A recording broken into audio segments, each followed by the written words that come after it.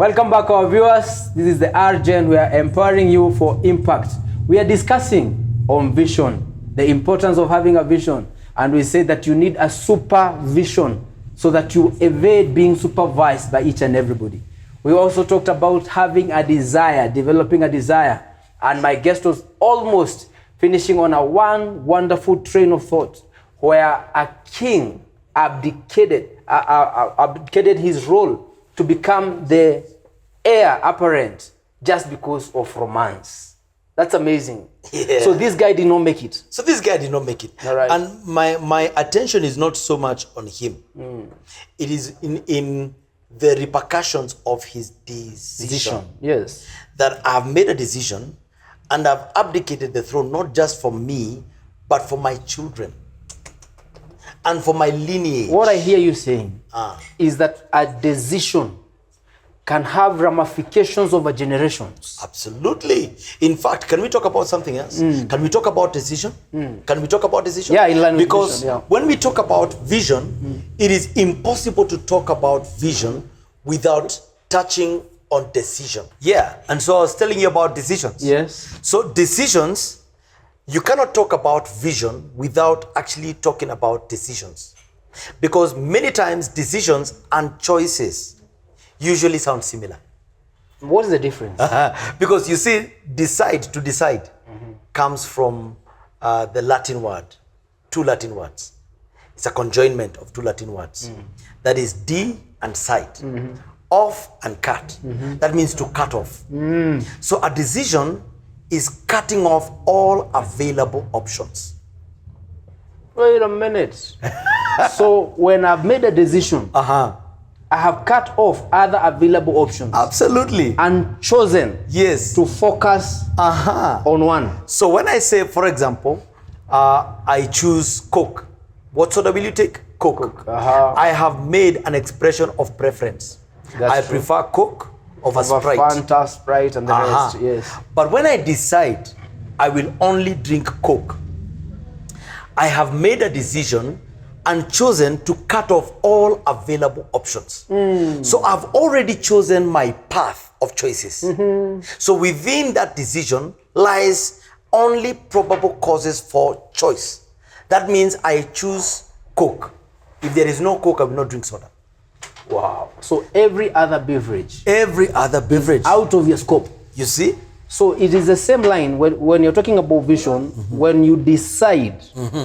When you decide on your purpose. When you decide on your purpose. And you have to understand, our viewers have to understand that when we are talking about deciding on your purpose, it's not like you are reinventing the wheel. No. This thing is innate. Yes. It has been deposited in you by your maker. So what you're doing, you have discovered it. All right? And then you have chosen. There has to be a trade-off. That's what I hear you say. Yes. You have to let go. Yes. There has to be a letting go, because you see, nothing happens in a vacuum. So there will always be options, competing interests for this vision. Oh, that's very powerful. You understand? That's very powerful. Yes, because you see, the thing is, they say, I've been a coach for many years. And I'll tell you, there is no such thing as an athlete who's shaped for a certain sport. Oh, really? Yeah. So they say what is there is athletic ability. Everything else is learned. Oh, you mean that? Yes. So which means if you find, for example, a 6-foot volleyball player and put him in the swimming pool and train him, he will have the same result, because his gift is athleticism, athletic performance. Yes. So which means he has chosen volleyball over swimming, over any other endurance sport. Yes. So the thing is, anytime there is purpose, there will always be a competing interest. That's why you must marry the two. You cannot speak about purpose without speaking about decision. Yes. Because anytime you arouse purpose, anytime you lift up purpose, what you're lifting up is anything alongside it. You understand? Yeah. Call for marriage. What comes along? A desire for women. Do you see? Yeah, Call for sport. What comes up? A desire for glory. Do you understand? Yeah. So you have to now limit the other desires. See where we started? We talked about desires. Yes. And we talked about purpose. Now we are talking about decisions. What are we saying? We are saying, once you lift up your purpose, now get your scissors. Begin to cut off certain desires. There's a lot of pruning. Oh, there's a lot of pruning. Begin to cut off. Begin to cut off certain things that are stealing from your time. Begin to cut off certain appetites. Oh. Am I speaking? You are speaking. Oh yeah, you begin to cut off certain appetites. Begin to cut off certain mindsets. That where I am going cannot look like where I'm coming from. So you have to let go so that I you have can to get let in. go. I have to let go of my mouth. Where I come from cannot accompany me in my speaking. I cannot speak like where I'm coming going. from. Yes, I must speak like where I'm going. My language has to change. What is that? Decisions. Okay. Decisions. Because many times where we are coming from is a painful place.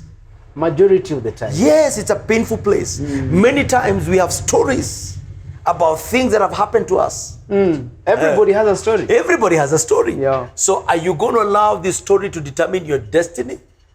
Are you going to allow your history to determine your destiny? Or are you going to allow yourself to make a new story? Yeah.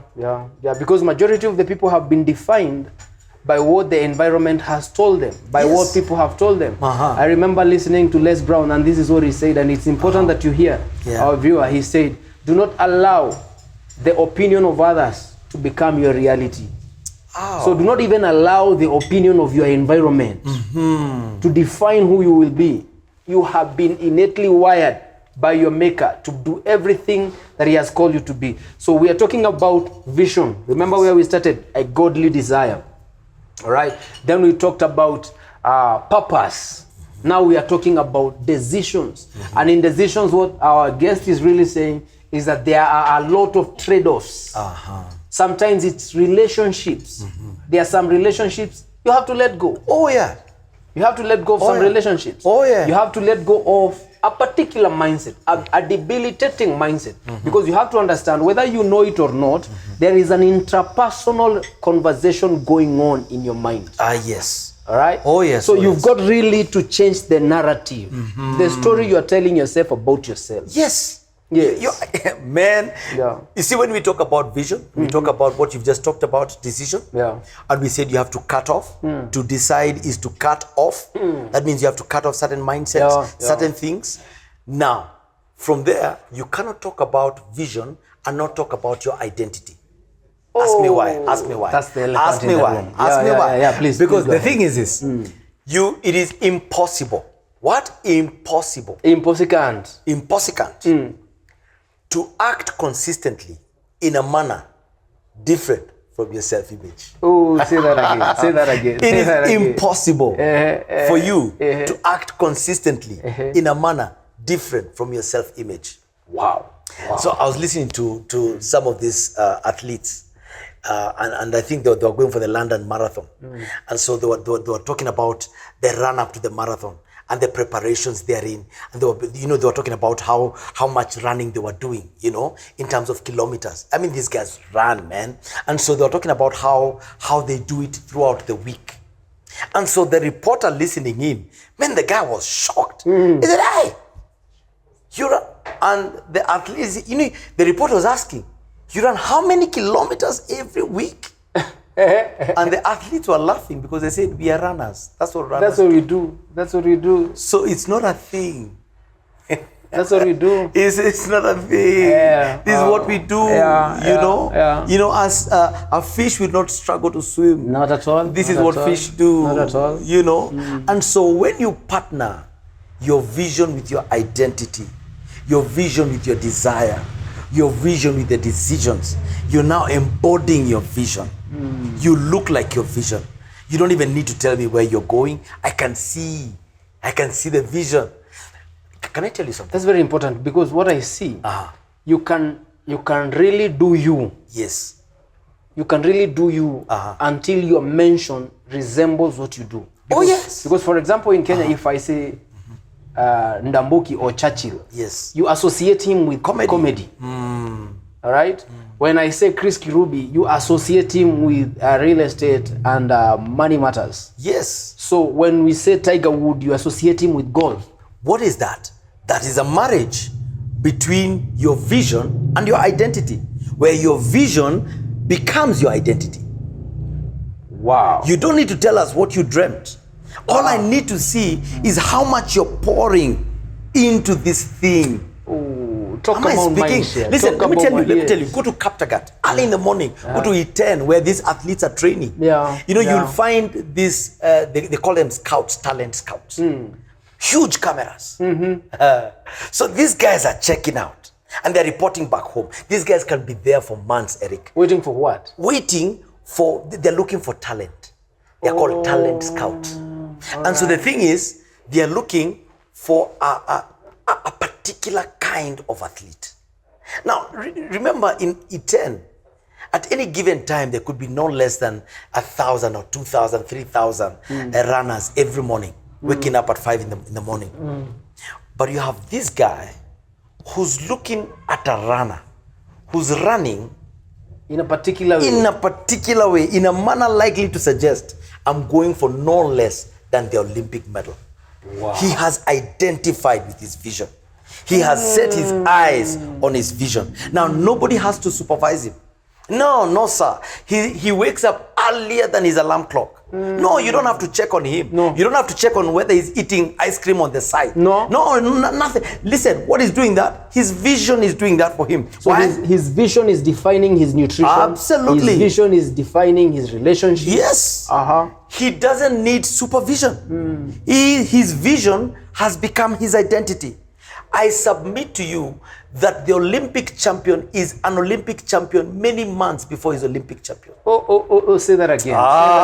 The Olympic champion is the Olympic champion long before. What I hear him saying is that you have to get there. Oh, you have to get there before you get there. I'm telling you. Yeah. Yes. Yeah. And so before he's even won a medal, the guys will be reporting back home.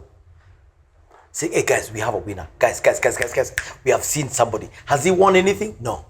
But we have seen him. We have seen him. Even the guy himself doesn't know he has it. But everybody around him can see, my goodness, these are the ingredients that make up champions. Let me tell you something. Amazing. I'll tell you that Samuel Wanjiru, our Kenyan champion, the late Samuel Wanjiru. Yes, they picked him up when he was still a teenager.